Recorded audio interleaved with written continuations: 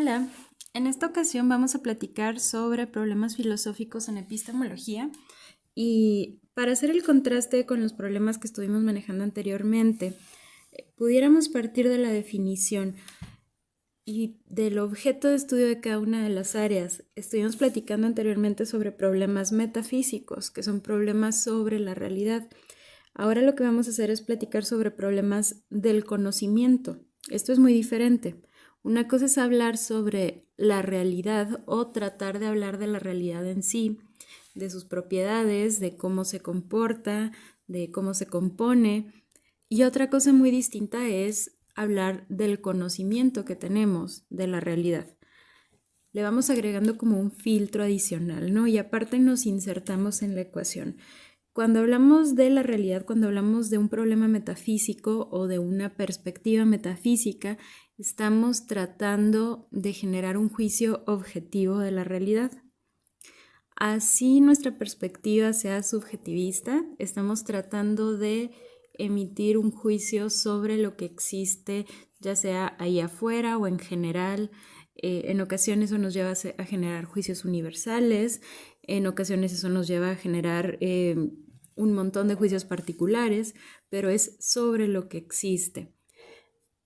Acá más bien vamos a hablar sobre lo que nosotros podemos justificar, lo que podemos investigar. Entonces le agregamos como esa capa humana a este detalle, ¿no? Ya no estamos hablando propiamente de la realidad, aunque va de la mano. Para hablar de la realidad voy a necesitar una muy buena postura epistemológica para que mis juicios de la realidad sean lo más cercanos a ella. Sí, pero aquí yo ya estaría hablando de lo que yo puedo decir sobre la realidad. Entonces vamos a ver un poquito sobre estos problemas. Empezaríamos con estas distinciones. Epistemología pues viene del griego episteme. Episteme para los griegos, bueno, para Platón, para Aristóteles, episteme es algo parecido a lo que ahora llamamos ciencia.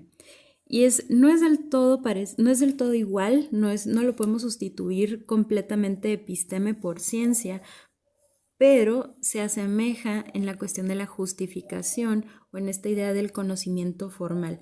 Es diferente, por ejemplo, a gnosis. Gnosis es el conocimiento informal que yo puedo tener. Y es diferente también a doxa, que es una creencia o una opinión que yo puedo tener. Por ejemplo, si yo tengo gnosis, si tengo un conocimiento informal, pues es algo que yo he estado obteniendo por medio de la experiencia o algo que tal vez hice un poco de introspección y llegué a alguna conclusión, pero no necesito evidencia científica, ¿no? No necesito tener muestras de laboratorio, no necesito tener así como un análisis matemático que sostenga esto.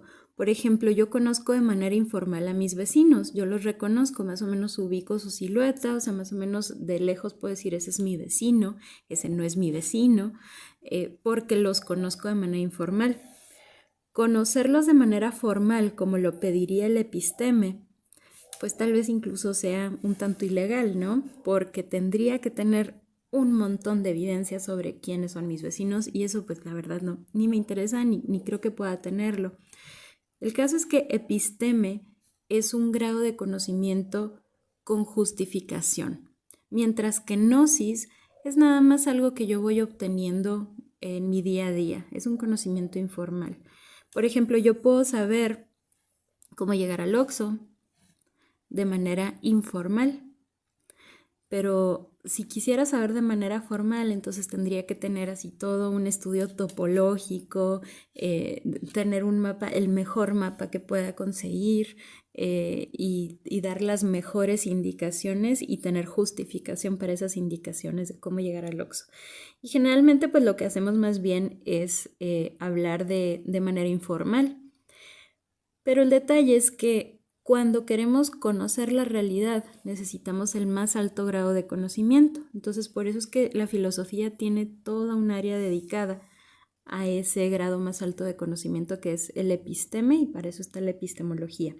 Y bueno, la doxa es muy similar al gnosis, nada más que acá no estamos hablando propiamente de conocimiento, estamos hablando de creencia, estamos hablando de algo que yo simplemente doy por hecho.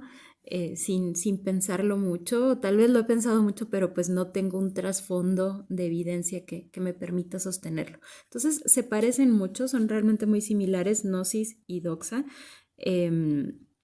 Son dos acepciones que nos podemos topar en la literatura y ambas contrastan con episteme. Entonces aquí lo que quiero establecer es que el objeto de estudio de la epistemología es el conocimiento formal, el conocimiento que implica algún tipo de justificación. Y esto pues nos lleva a problemas. El primero que vamos a ver es el problema del conocimiento, luego vamos a ver el problema de la justificación, el de la percepción, el problema del qualia, el problema del valor y el problema de la racionalidad. Entonces, pues vamos empezando con el primero, que es el problema del conocimiento. Y bueno, el problema del conocimiento lo encontramos de entrada en Platón. Particularmente, pues lo podemos ubicar en la República. En el libro 6 de la República se nos plantean una serie de constructos bien importantes para la filosofía. En cuanto tengan oportunidad, échenle una ojeada a la República. Y el constructo, el primero que vamos a platicar aquí es el de la línea dividida. En la República nos plantea Platón, bueno, por medio de Sócrates, que la forma en que nosotros conocemos el mundo o la forma en que nosotros aprendemos sobre el mundo es como una línea. Imagínense una línea y esa línea tiene distintos segmentos, está dividida. Empezamos nosotros en un extremo de la línea, donde está la percepción, donde está la sensación, donde empezamos a generar como los juicios más iniciales que tenemos sobre la realidad. Por ejemplo, el fuego quema, esa sensación así como de dolor inicial, sin pensarlo mucho detalle, ¿no? Sin estar pensando en qué temperatura exacta se necesita para que se te queme la piel o cuántas capas de la piel se te pueden quemar, o sea, sin pensar en muchas cosas, nada más como esa sensación inicial de, ¡au!, el fuego quema. Ahí empezamos, con percepciones, con sensaciones. Y luego generamos juicios, ¿no? Empezamos a formular doxas, empezamos a establecer apreciaciones por estas sensaciones que tenemos. Por ejemplo, si el fuego quema, no me gusta quemarme, no me gusta, me duele. O puedo decir, me gusta quemarme, no sé, ¿no? Cada quien. Pero ya genero un juicio sobre esa sensación inicial, ¿no? Y casi siempre estamos ahí, casi siempre estamos entre la sensación y el juicio de la sensación. Y luego viene una división grande, digamos, una división que segmenta la línea a la mitad. Y esa división lo que hace es romper esa línea en dos. Estábamos hablando del mundo sensible, donde están las sensaciones y mis juicios de las sensaciones, y del otro lado va a estar el mundo de las formas o el mundo de las ideas. Resulta que nosotros siempre estamos atorados en el mundo de lo sensible, siempre estamos con estas percepciones de la realidad, con estos juicios sobre la realidad, pero son nada más sombras, ¿no? Son nada más como apariencias de la realidad. Del otro lado de la línea está la razón, está el conocimiento matemático, está todas esas herramientas que nos permiten generar una mejor explicación. El detalle es que nosotros estamos atorados en el mundo de lo sensible y es por medio de la mente que de repente podemos imaginarnos un poquito lo que está del otro lado de la línea y eso nos ayuda para tener mejores explicaciones, pero siempre estamos atorados en el mundo de lo sensible. Entonces, la línea dividida es una herramienta filosófica muy importante porque nos da esta idea de que por mucho que queramos conocer la realidad, estamos atorados en un dominio incompleto de conocimiento. Y cada vez que sube la línea, o sea, cada vez que vamos más lejos de la percepción, por así decirlo, y más adentrados en ese otro segmento de las ideas, de las formas, más difícil es para nosotros completar esa experiencia, porque tenemos experiencias sensibles y las experiencias racionales o ideales que están del otro lado de la línea, pues no son muy inaccesibles. Y bueno, en el libro 7 pues está la alegoría de la caverna, esa ya se la saben. Si no se la saben, busquen por ahí un parrafito o alguna descripción, seguramente hay un TikTok, un YouTube, algo, hasta algún dibujo por ahí se pueden topar en Google, no sé. Y básicamente la idea es que estamos, o bueno, está un grupo de gente por alguna razón dentro de una caverna, están amarrados con cadenas, se pueden mover muy poco y pues al parecer hay como una fuente de luz muy limitada, como una fogata detrás de ellos y eso hace que se generen sombras en una de las paredes de la caverna y ellos lo que hacen es estar imitando esas sombras, eso es todo lo que pueden ver, ¿no? Y esa es la realidad que ellos experimentan, pero pues un buen día o un mal día, depende aquí de la apreciación de cada quien, uno de ellos, no sabemos por qué ni de qué manera, logra salir y empieza a notar cómo está estructurada la caverna, ¿no? Y de repente sale ya de la caverna y se encandila. La luz de afuera de la caverna lo encandila y empieza a notar los objetos externos, empieza a notar colores, formas, texturas, todo lo que le puede retroalimentar la luz del sol.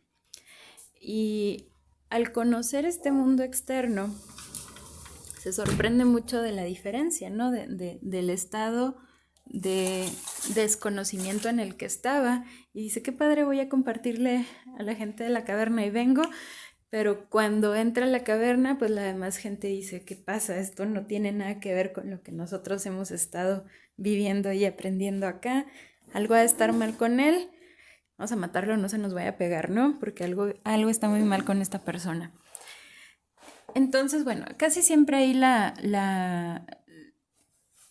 no sé, la moraleja o el aprendizaje que podemos derivar de esta historia es una cuestión educativa, ¿no? Que no podemos imaginarnos cosas distintas o no podemos aceptar, nos cuesta mucho aceptar la diferencia porque siempre estamos replicando sombras, porque vivimos en un conformismo y es muy difícil cambiar esos paradigmas en los que vivimos.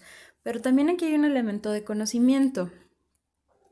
No podemos juzgar evidencia que no tiene sentido o que no nos causa sentido común, que no empata con nuestro sentido común, que no empata con nuestra percepción de la realidad. Entonces, como siempre estamos tratando de empatar con lo que tenemos, porque no nos queda de otra, siempre que vamos a un lugar desconocido, empezamos a notar las semejanzas con lo que ya conocemos y las diferencias hacia lo que ya conocemos, ¿no? Y así es que empezamos a aprender cosas nuevas, siempre comparando con lo que ya tenemos.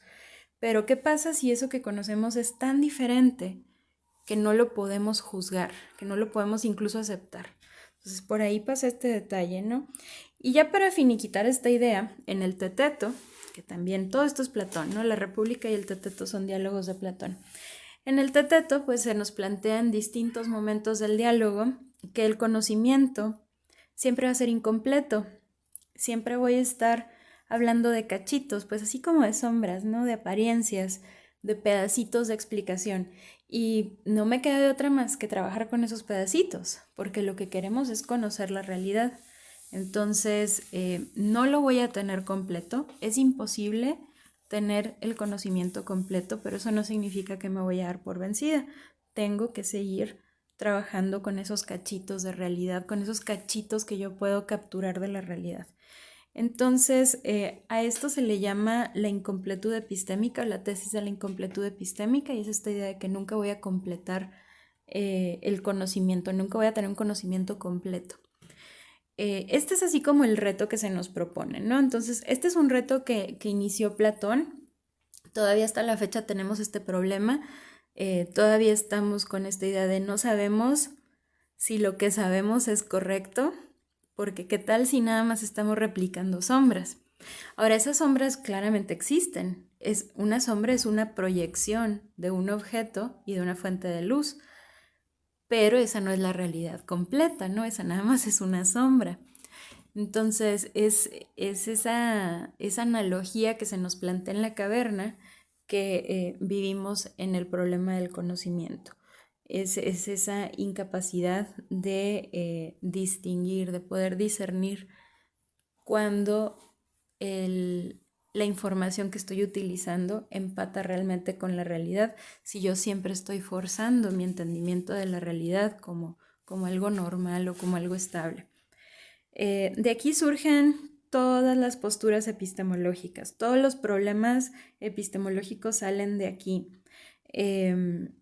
De aquí surge el discurso entre cómo le hacemos para aprender. O sea, si yo nada más voy a estar aprendiendo cachitos, bueno, ¿de qué están hechos esos cachitos? ¿De experiencia o son cachitos que son parte de mi capacidad de razonar el mundo? ¿Son experiencias o son ideas o son razones? Empirismo contra racionalismo. También de aquí surge otra postura que vamos a platicar en otro ratito con el problema de la percepción, que es el realismo y el antirrealismo. Entonces aquí eso lo pongo como en un paréntesis y ahorita regresamos. De aquí surgen también todas las teorías de justificación. Si voy a estar tratando de hablar de la realidad, ¿cómo sé que lo estoy haciendo bien? ¿Cómo me estoy justificando? Este es el siguiente problema que vamos a manejar en un ratito más. Y de aquí también surge las distintas corrientes de escepticismo, que es la negación del conocimiento, ¿no? En torno a la epistemología, el escepticismo epistemológico es aquel que dice que el conocimiento no es posible. Y pues hay distintas formas de negar el conocimiento. Hay quienes lo niegan porque nada más puedo tener un cachito de conocimiento. Hay quienes lo niegan por completo, no puedo tener nada de conocimiento. Eso se le llama escepticismo hiperbólico. Y hay quienes siempre están pidiendo más rigor, siempre están pidiendo que la evidencia sea mejor. Ok, ya me trajiste tu justificación, júntame otras 10 fuentes. Ya me trajiste 10 fuentes, ahora tráeme 15, ahora tráeme 20. Y así siempre estar subiendo el rigor de la evidencia, de manera que pues no puedo acabar de conocer porque siempre necesito más. Y bueno, esto entra en conexión, como ya les comentaba, con todos los problemas epistemológicos. También tienen un nexo con los problemas metafísicos. O sea, mientras yo tenga problemas metafísicos, también voy a tener problemas epistemológicos. Si no puedo hablar del cambio, si no puedo hablar de la identidad, si no puedo hablar propiamente de los universales o bien de los particulares, entonces voy a heredar esos problemas en mi epistemología también. Acá la diferencia es que estos ya son más bien problemas metodológicos, ya no es tanto sobre la realidad en sí, sobre cómo está conformada la realidad, sino cómo yo puedo hablar de ella. Entonces, lo que les decía hace rato, ¿no? Aquí giramos hacia nuestra capacidad de hablar del mundo, no tanto cómo está hecho el mundo, sino cómo nosotros podemos hablar de él. Y bien, el siguiente problema le llamamos el problema de la justificación. Esto es más o menos en el área en la que yo trabajo, también en correspondencia con otro montón de áreas, pero pues la justificación es el centro de la epistemología, es el problema principal que trabaja la epistemología partiendo del problema del conocimiento, desde luego, y de aquí también se derivan otro cúmulo de problemas. Y acá lo que buscamos es cómo una creencia se puede transformar en conocimiento. La justificación es eso que transforma creencias en conocimiento. Esa etapa de transformación que me puede llevar de creer que el fuego quema a algo más, tiene que pasar por un proceso de justificación. O sea, esa es la transformación de la creencia a conocimiento. Y bueno, para esto originalmente teníamos la perspectiva del fundacionalismo. Esta es una perspectiva que de alguna manera pues se la debemos a Platón y posteriormente se formalizó también en el trabajo de Aristóteles.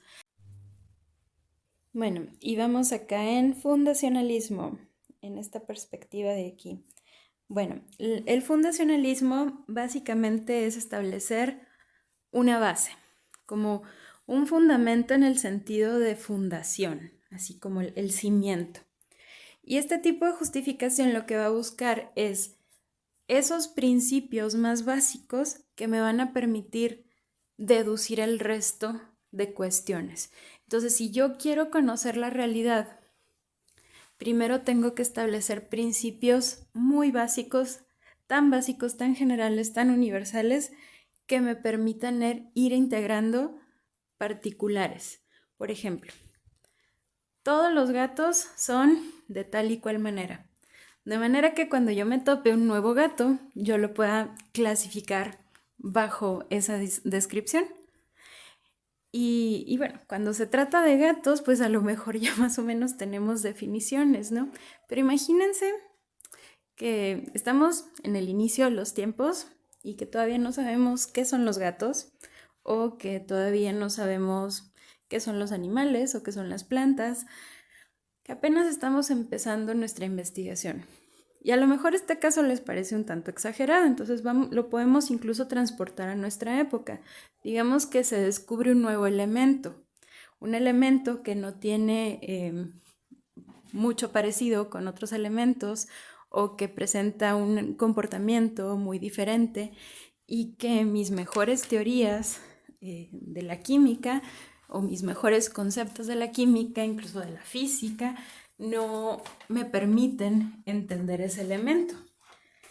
En ese caso, el fundacionalismo casi no me sirve. Fundacionalismo necesito ya tener esos conceptos de manera previa y ese es el gran problema que tiene. Por eso es que surgió otra perspectiva que llamamos coherentismo. Y el coherentismo lo que va a hacer es trabajar con lo que ya tienes. Vas a ir juntando un montón de particulares y esos particulares vas a ir viendo cómo se conectan entre sí, vas a ir buscando la coherencia que tienen todos esos datos. Entonces aquí tenemos dos posturas distintas. Una que busca la base y a partir de ahí justificar, a partir de ahí generar conocimiento sobre la realidad. Y otra que busca la conexión que tienen distintos particulares. Yo trabajo en coherentismo, porque para mí el fundacionalismo es muy difícil. Muchas veces no tenemos esos primeros principios o no los tenemos que inventar. Y pues, ¿qué caso tiene deducir cosas a partir de mentiras? Cuando no tienes esos principios, es muy difícil generar conocimiento genuino sobre la realidad. Y bueno, el coherentismo lo que hace es eso, ¿no? Escoger particulares, escoger los datos que te vas topando y poco a poco ir construyendo una red de datos más amplia que vaya conectando una cosa con la otra, ¿no? Ir encontrando cómo un objeto tiene relación con otro. Pero luego tenemos una mezcla de los dos y se le llama fundarentismo. Esta postura lo que hace es brincar de una postura a la otra dependiendo de cómo vaya siendo necesario. Por ejemplo, el fundarentista lo que hace es establecer primero esos particulares de la coherencia, ¿no? Ir viendo cómo se conecta un dato con otro, cómo una evidencia puede tener relevancia para otra, y a partir de ahí ir derivando principios, ir derivando ese fundamento, esa base. Ya una vez que tienes ese fundamento, entonces puedes ir deduciendo otras cosas, pero conforme te vayas topando nuevos datos que no encajen de todo en ese fundamento, vas generando coherencia. Entonces juegas de manera híbrida con estos dos métodos. Y esas eran como las teorías o las perspectivas clásicas, por así decirlo, de justificación. El detalle es que estas perspectivas lo único que hacen es tomar la evidencia de manera neutral. Estas perspectivas no se preocupan por quién está haciendo la investigación, en qué contexto histórico se está haciendo, quién está pagando las becas para esa investigación, de qué manera infiere el componente cultural de la comunidad que está derivando esa investigación. Y eso por mucho tiempo pues era lo ideal, ¿no? Era una epistemología idealizada porque pensaban que si tenías muy buena evidencia, tú podías generar conocimiento a partir de ese fundamento o a partir de la coherencia que emerge de esa evidencia. Pero resulta que en ocasiones el agente epistemológico tiene mucho que ver en la interpretación de los datos. Entonces surgen estas otras posturas, estas otras formas de justificar, estas otras formas de hacer epistemología que sí parten de los investigadores, de tratar de entender qué peso tiene el investigador en la interpretación. Por ejemplo, está la epistemología social, que aparte de tratar de entender la evidencia, trata de ver cómo un grupo justifica a partir de sus creencias, a partir de sus afiliaciones políticas, a partir de sus nichos de investigación. O sea, por ejemplo, tal vez el mismo experimento, si se conduce en una región geográfica donde hay X tipo de clima o donde hay X tipo de asignación de presupuestos, pues tal vez se lleve a cabo de manera distinta que en otra zona geográfica, donde hay otros presupuestos y otras capacidades climáticas. Esto es muy importante porque dependiendo del clima va a haber distintos recursos y dependiendo de los recursos se generan los experimentos.